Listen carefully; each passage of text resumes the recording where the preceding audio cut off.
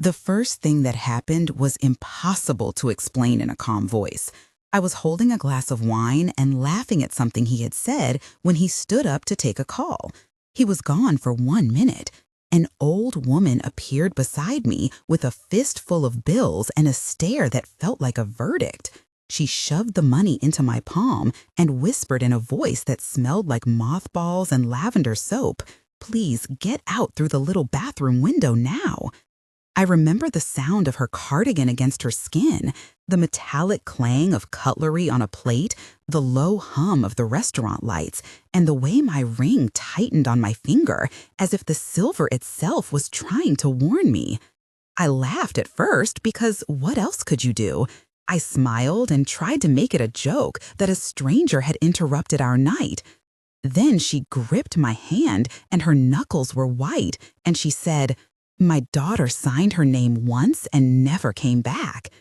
I felt the room tilt. Two men at the entrance looked like sculptures come to life, stone faces and broad shoulders folding the air. I did not know what to do. What would you do if your safe life was a house of cards and one polite smile could bring it all down? Stay with me, and I will tell the whole story from the evening that looked like the beginning of everything to the moment everything was taken, and how a single ledger pulled the curtain back on a scheme built with official stamps and comfortable lies. Right where you are watching from, and subscribe if you want more stories like this. Now, let us go back to the flower shop where I worked and the man who bought daisies one Tuesday morning and never left. Hello, my name is Mia Carter, and until 3 months before the night with the old woman, my life had a rhythm I trusted. I was 33 and I ran a small flower shop on Elm Street that smelled like dirt and citrus oil and old wood. I knew the names of my regulars, the pattern of their orders, and how they liked to wake with their hands in their pockets while I wrapped stems in brown paper. My mother had taught me to catalog grief with ribbon and to make apologies look like bouquets. My father had been a foreman who believed in square measurements and clear receipts. I grew up in a house that hummed with the radio and the smell of frying onions and the certainty that papers mattered, contracts and signatures were how you built a life. I went to community college and learned bookkeeping because I liked numbers and order. When my father died, I kept his neat ledger and a sense that if you kept records, you could not be cheated. I loved precision and small, honest things. I lost a boyfriend once who left his jacket at my counter and never came back. He left without explanation, and for a long time, I blamed my own kindness. Those past losses made me patient and hopeful in the wrong ways. I believed people at face value because it is easier than mistrust, and because running a shop means believing in customers. That trust is precisely what they exploited. My early days at the shop were tender. The smell of soil, the scrape of pruning shears, the warmth of sunlight through the storefront glass, and the way the city seemed gentle. Then he came, and everything started to bend. In the weeks before the restaurant, I met him in the shop. He called himself Daniel, and he had a laugh that sounded wrong in the morning because it seemed premeditated. He bought daisies and paid cash. He asked questions about my life and made room in his sentences for my answers. He introduced himself as an assistant to the mayor, a man who worked quietly in committees and liked small businesses.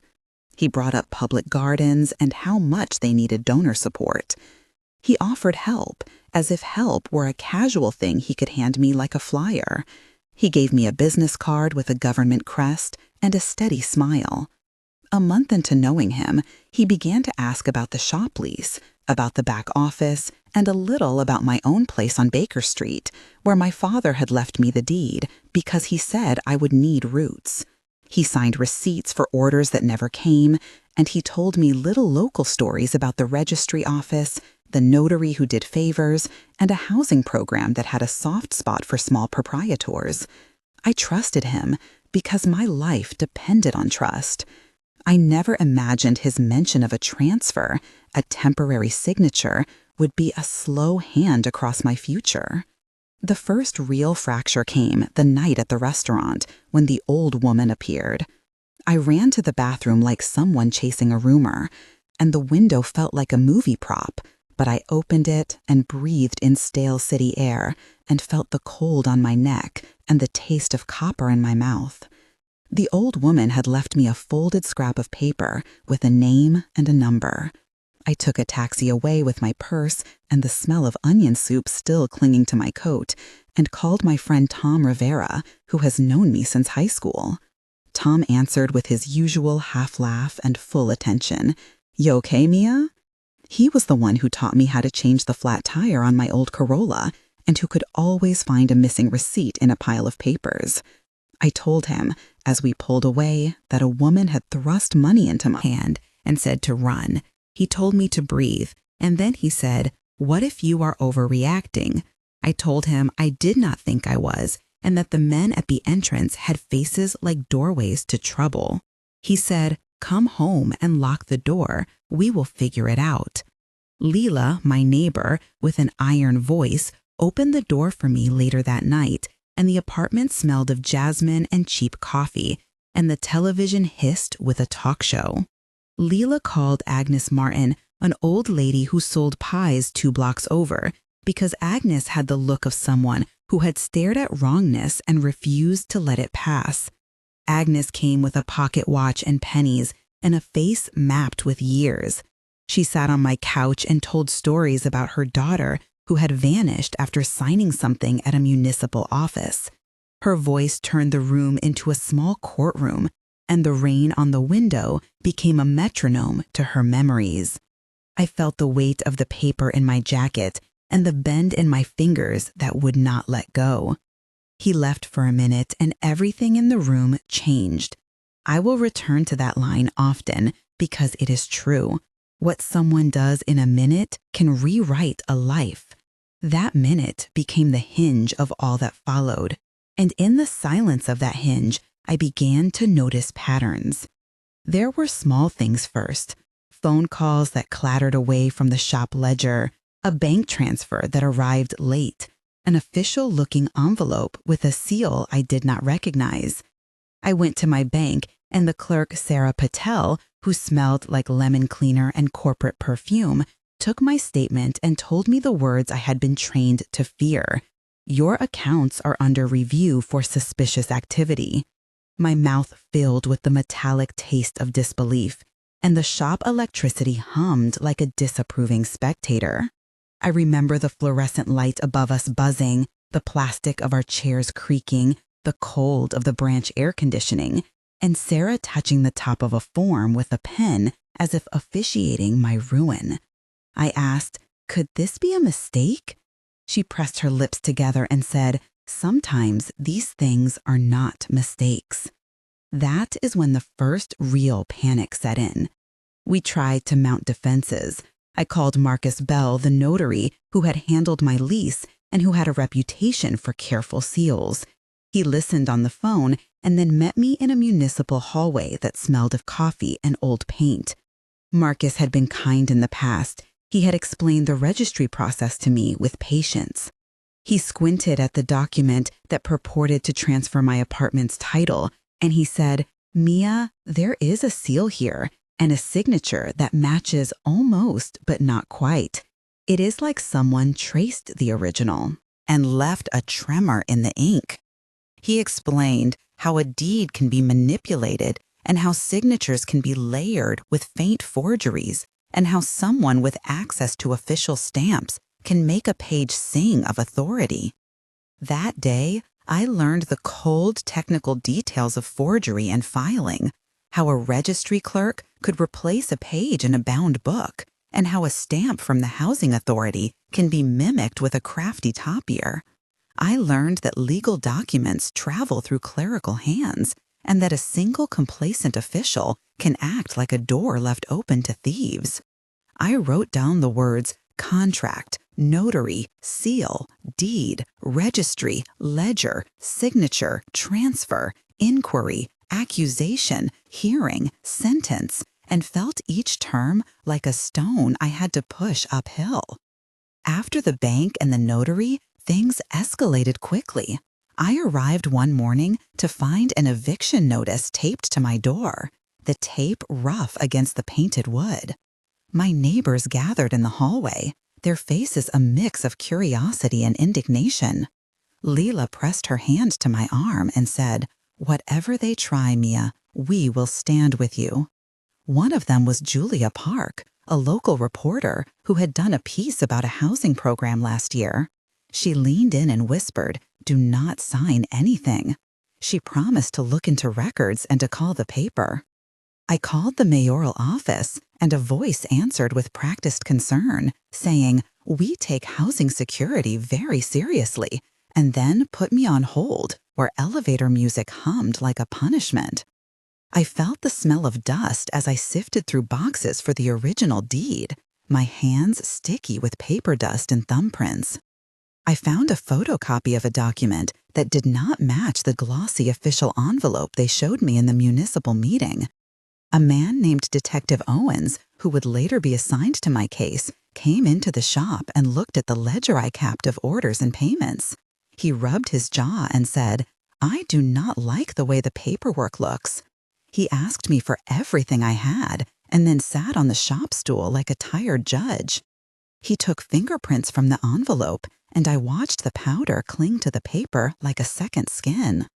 The tactile moment of that testing, the whirl of ink, the sound of the shaker, the bright light of the police lamp, all of it felt like a scene from a movie that had no director. At about 35% into my tracking of events, a moment stands out that held an offer and a threat. The old woman Agnes introduced me to an ally named Elias Moreno, a driver who had seen municipal vehicles take odd detours. Elias had greasy hands from engines and a soft laugh. He would drive me out to the registry in the dead afternoon and show me where security footage had blind spots. He pointed at a loading bay and the gravel that masked a camera angle. He said, "People who move paper like that, they do not like light." He had the smell of engine oil and cheap cigarettes and a blue baseball cap that said "Hope" in cracked embroidery. He was one of 8 people who would matter to this case. Tom, my friend, would give me a place to sleep at nights. Leela, my neighbor, would host meetings in her living room. Marcus, the notary, would authenticate a signature for a fee. Julia, the reporter, would run a story that might embarrass a public official. Detective Owens would file the paperwork for an inquiry. Sarah, the bank clerk, would testify about the freeze on my account. Daniel, the man who left for a minute, would compactly refuse to explain his absences and would be central to the unraveling. These people made a constellation of support and obstruction around my life, and each had a role that mattered. We began to investigate with clumsy courage, because that is what you do when institutions take from you, and the institutions answer with bureaucratic language. Our first plan was to gather the ledger that would prove irregularities, not the personal ledger with flower orders, but a different ledger, a paper book that Daniel kept at the office and that the public records suggested contained payments and transfers. To get it, we would need to go into a locked municipal archive room on a weekday evening. Our plan had many moving parts and would require the kind of nervous coordination I had only read about in novels. We rehearsed in small ways, Elias showing me where the camera blind spots were, Marcus making photocopies of a similar seal for comparison, Julia teaching me how to ask questions that stuck to the spine of a story, Detective Owens quietly asking for more time from his sergeant. All of these little ritualized movements had a sound, the rustle of maps, the click of camera shutters, the taste of cold coffee, and the feeling of a borrowed sweater tightening at the wrists. The night of the operation was dense with sensory detail and with conversation that felt like both script and prayer. We met under a street light that turned the pavement into a pool of eggshell. The air smelled like wet asphalt and fried bread from a nearby vendor. I remember the whisper of nylon as we climbed a chain-link fence, the metallic scrape of keys as Elias fumbled a lock, and the soft sigh of the archive door as it opened like a mouth. Inside the room, the air was cool and paper thick. The fluorescent lights buzzed, the smell of old glue and dust, and the silence tasted like possibility. Julia clicked her phone camera on, and we moved like small animals. We found a cabinet marked with a faint seal and a label that did not belong to the public, the edge of a ledger peeking like a secret tooth. I felt cold sweat on my upper lip, the roughness of paper under my fingers, the weight of a pen in my hand, the taste of adrenaline, metallic and sweet. Marcus whispered, "This is it." His breath fogged in the light. I pried the ledger free, and the spine cracked with a small begging sound. We opened pages and found names and transfers, signatures that matched the ones on my forged deed. But here were also notes in a shaky hand that suggested back payments and hush money. There was a line that read, "Payment to cover unauthorized transfer," and a list of municipal accounts that had been used as conduits. We photographed every page. The camera shutter sounded like a small, steady drum. We felt triumphant, and we felt naked. Dialogue in that archive scene was long and urgent, with exchanges like stitches as we tried to bind evidence into a coherent story. 8 or 9 times people spoke, and each time the room seemed to tilt. Julia said, "We need a timestamp," and I said, "My phone has one." Elias said, "The camera angles show a truck at 3:42. Julia said, "Get it now." Marcus said, "Do not touch anything else." Detective Owen said, "We will need to bring this to the precinct." I said, "How soon can you move him?" Owen said, "Not unless we are ready." And I said, "We are ready now." And Owen said, "Being ready and being legal are not the same." Marcus said, "We have to be careful." And Elias said, "We do not have time for careful if they are watching." And Julia said, "Then we run with what we have now." I said, "Take the pictures and the ledger." Marcus said, "Keep it flat. Do not bend it." Julia said, "Get it into a digital envelope." I said, "Text me every file. Do not call. Keep it to messages." Those lines felt like stitches in fabric, and they were each a decision. We left the archive with more proofs than we had imagined, and the relief was sharp and short. The ledger felt like a heart beating in my messenger bag, and the city outside smelled like frying oil and late buses. We moved on a nervous high, and then the world reasserted itself with its harsh powers. 2 days later, the police came to my shop with an order and arrested Agnes. She had been at a city hearing the week prior, and someone had recognized her as a nuisance. The officer who read the charges had a voice without inflection. He said, "She is being held on obstruction." I watched Agnes straighten in the back of a squad car, her face smaller than the seat. I felt the ground tilt again.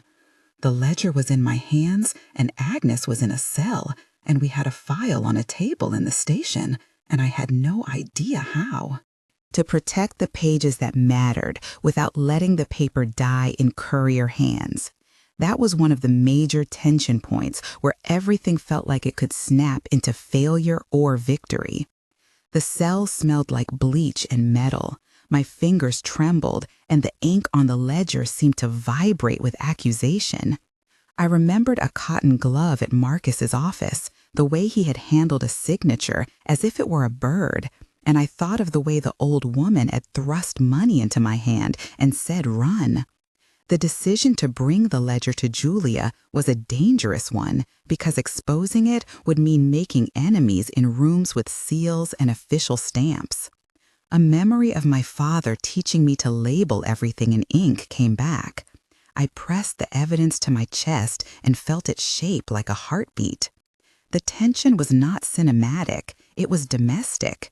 It was the sharpness of having to choose between safety and truth, and the memory of Agnes looking at me as if she had done the same in her life and failed. We used technical processes to preserve what we had. Marcus advised a chain of custody protocol, and we followed it. Forensic photography required high-resolution cameras with calibrated color charts and controlled lighting to avoid washouts. Each photograph was logged with metadata and a timestamp, and then hashed with a digital signature to prevent tampering. The ledger pages were scanned at 240 dots per inch, and the files were stored in encrypted archives with restricted access. Receipts of custody were printed and signed and then notarized by an independent notary who was not connected to the registry. This protocol is precise because legal contests live or die on method. That paragraph above is a technical summary of our process, and it is necessary to show courts how deeply the document was handled and why the evidence could be trusted. The publication of the ledger in a local paper was the moment the quiet world of paperwork became a public spectacle. Julia wrote a piece that laid out names and transfers and included images of the ledger with timestamps. The headline asked, "Who profited when apartments vanished?" The mayoral office issued a statement, dismayed and then indignant that such accusations could be made in public without due process. The language of their response was soft and official. They said, "We are cooperating with all inquiries," and then they added little salvos of moral outrage.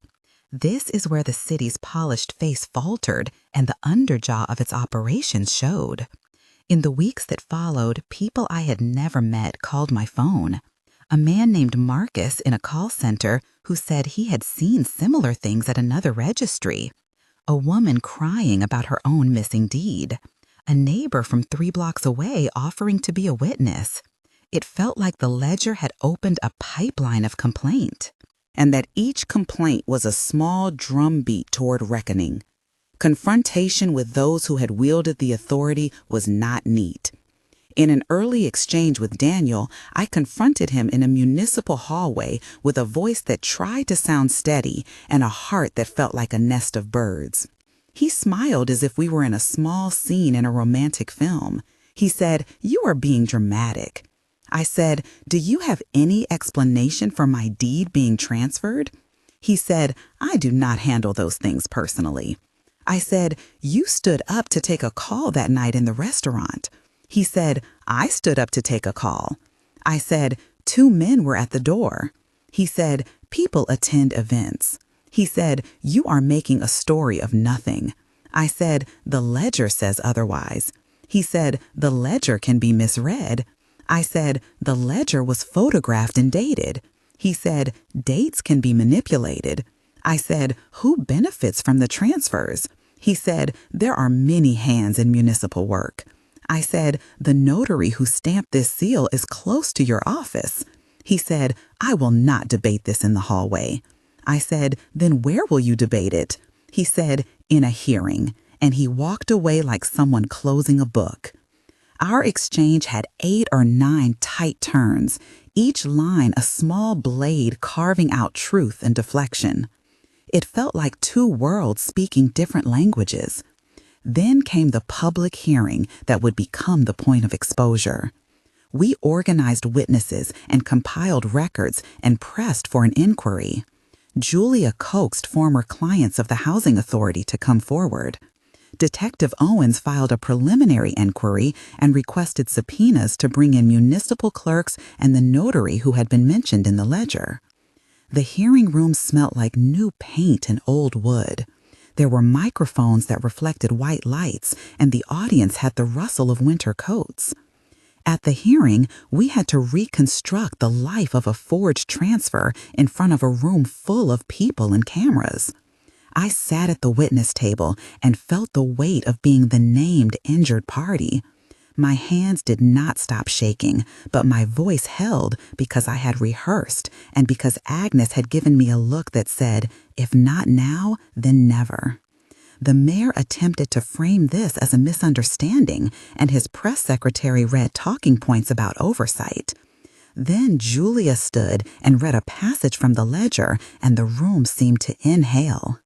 A municipal clerk named Helen admitted in a quiet voice that she had been asked to process an unusual packet and had felt pressure from an office she would not name. Detective Owens presented the forensic photos and the chain of custody receipts. We called Sarah from the bank, and she spoke about the freeze. The prosecutor asked pointed questions, and by the time the hearing ended, the mayor's assistant had resigned, and Daniel had been escorted out with a look like someone who was learning the taste of consequences.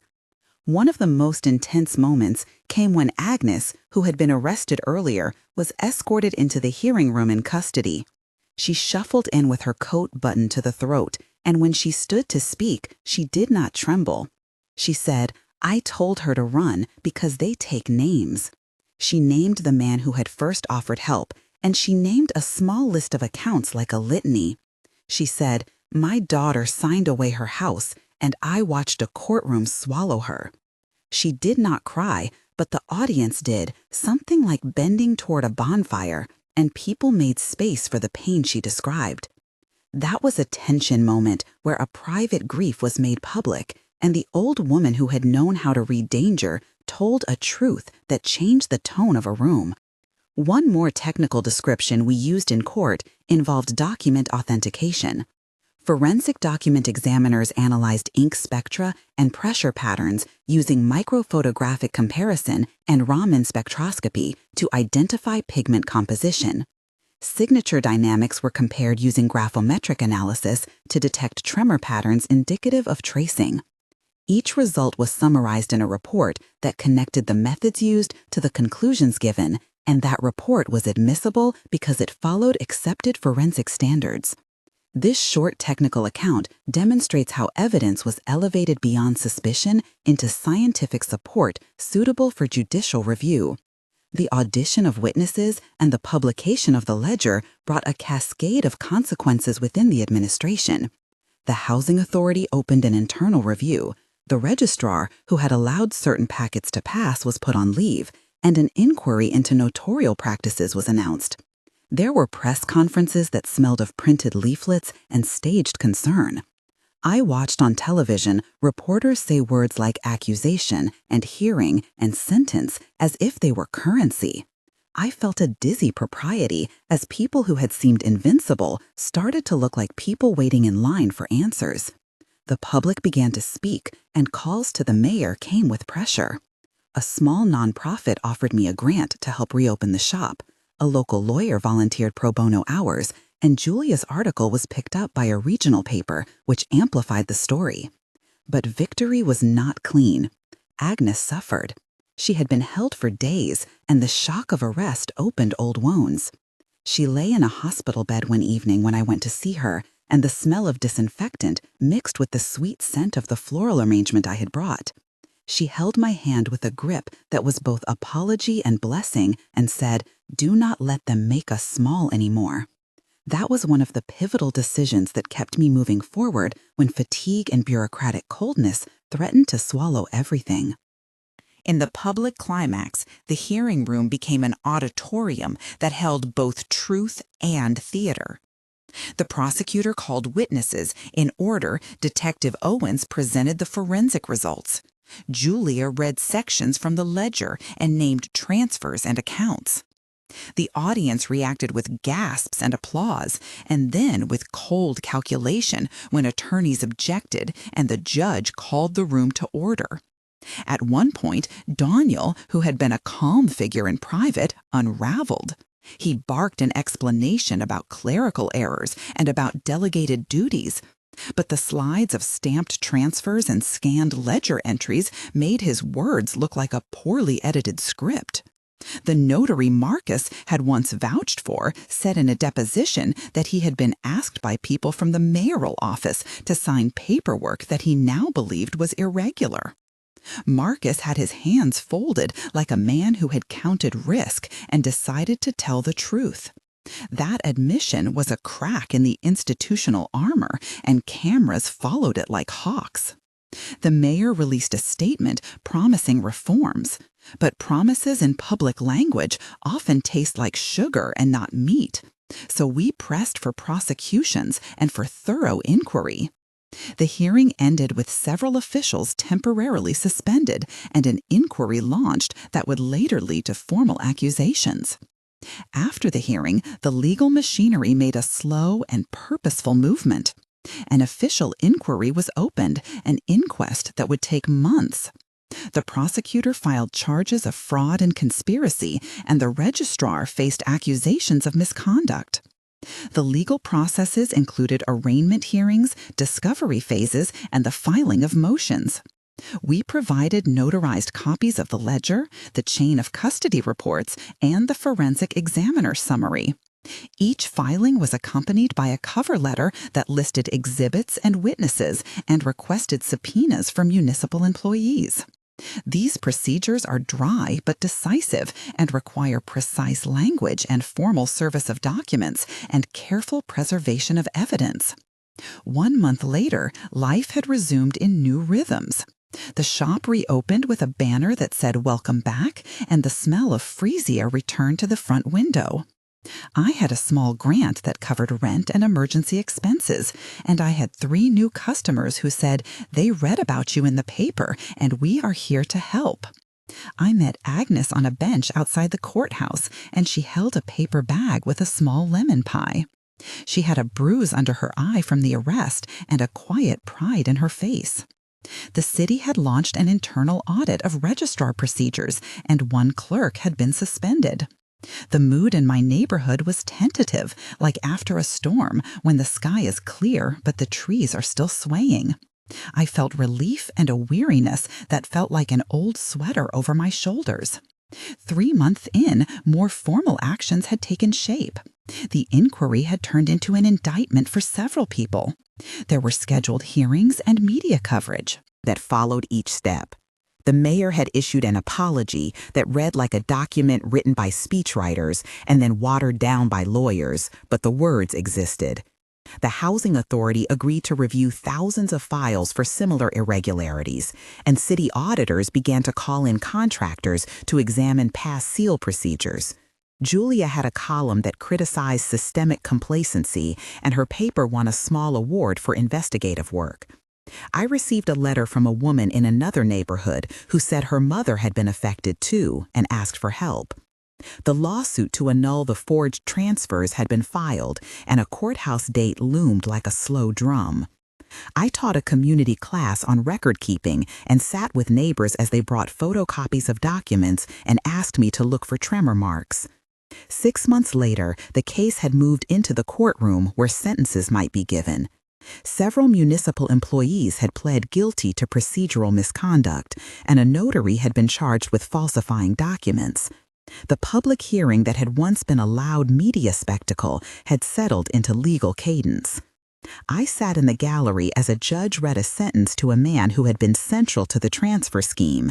He received a term that did not erase what he had done, but it signaled accountability. The housing authority implemented new verification steps, including 2-person authentication for transfers and a public registry of notarial acts. My shop was more stable, and Agnes was free, though her laughter had been shaded by what she had endured. The community that had turned toward me with pots of soup and offers of labor had also found a voice, and several neighbors filed their own complaints, which triggered further audits. The ledger that had torqued everything into light had been entered as Exhibit A, and its pages were reproduced in court records as evidence that small acts of courage can change an entire municipal system. In the end, I kept the shop, and I learned how to read paper differently. I learned the names of the clerks who process deeds and the timing of municipal mail runs. I learned to trust my friend Tom and to lean on Leela and to value Julia as someone who could place an ordinary story into a frame the public would see. I learned that the old woman who had shoved cash into my hand was not a random messenger, but a guardian of sorts, a person who had watched the machinery of dispossession for years and decided to speak in the only language someone like me might hear. The city instituted reforms, and some people were punished and others were allowed to retire quietly. The prosecutor told me once that the case had helped change auditing practices in a way that would affect hundreds of files. That was not the same as justice for every wrong, but it was progress. If this story makes sense, you uneasy, you are not alone. Betrayal is intimate and public at the same time, And the feeling of discovering that a friendly hand can also be setting a trap is something many of us have experienced in different ways. If you have ever trusted someone who turned out to be dishonest, please write "trust" and then the city you are from in the comments below. Your experiences can help others recognize patterns and avoid starting points for larger schemes. When you write, start with "trust" and your city so we can piece together a map of similar stories. Community wisdom can be powerful, and your comment might be the warning someone needs to refuse a signature or to ask for a copy of a document before they hand over a life. If you want more investigations like this, subscribe to the channel. We produce document-driven narratives that lay out evidence and show procedures, and you will find interviews with witnesses and experts who explain methods in accessible terms. Help us spread these stories by sharing this video and by following links to verified documents in the description. Every share helps a small voice become louder, and sometimes louder means safety for the next person caught in a similar web. In closing, I will say this. I began with soil and small dependable things, and I was almost stripped of them by a public system that allowed certain people to manipulate seals and signatures for personal gain. I kept records, I kept receipts, and I listened to a stranger who knew how to read danger. Agnes gave me money and a warning, and then she paid a price for that grace. In the end, evidence and community and persistence pried open a system that had been too cozy with its own power. I am not naive now. I will never be naive about smiles in offices or about the neatness of a stamped envelope.